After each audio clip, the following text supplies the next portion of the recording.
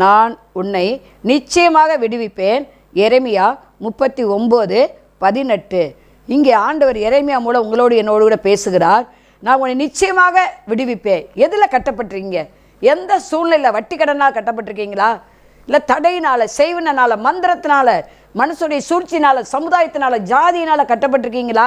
எது கட்டி பாவம் கட்டி வச்சிருக்கிறா? சாபம் கட்டி வைத்திருக்கிறா? கடன் கட்டி வைத்திருக்கிறா? இயலாமல் கட்டி வைத்திருக்கிறா? நோய் கட்டி வைத்திருக்கிறா? பலவீனம் கட்டி வைத்திருக்கிறா? ஆண்டவர் சொல்கிறார், உங்களை விடுவிப்பேங்கிறாரு. நான் உங்களை விடுவிப்பேன். இந்த வருஷம் ஒரு விடுதலை ஆண்டு, ஒரு யூபிலி வருஷம் உங்களுக்கு. நீங்கள் விடுதலையாக்கப்பட்ட பெண்மானாய் மாறப்போறீங்க. நப்தலி விடுதலையாக்கப்பட்ட பெண்மான். அந்த நப்தலி சிரசு மேல் ஆசீர்வாதம் தங்கினது. இந்த வருஷத்தில் உங்களுக்கு சாபம் நீங்கி கர்த்தர் செய்கிறாரு, ஆசீர்வதிக்கிறார். உங்களை எல்லா நன்மையினால் வாய் என்ன செய்ய திருப்தி ஆக்குறார். உங்களை விடுவிப்பார். வட்டி கடந்து விடுதலை பண்ணுகிறார். ஐயோ, ஒரு வீடு இல்லையே, அடிமைத்தனத்தில் இருக்கேனே, உங்களுக்கு வீடை கொடுத்து, வாடகை வீடு, ஒத்தி வீடு, அடிமைத்தனத்தில் விடுதலை கொடுக்குறார்.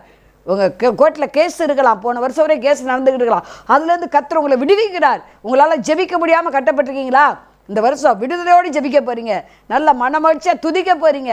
ஆண்டவருக்கென்று ஏதாவது விடுதலையோடு செய்ய போகிறீங்க. குடும்பமாக நீங்கள் ஆண்டவருக்கு இந்த வருஷம் பணி செய்ய போகிறீங்க.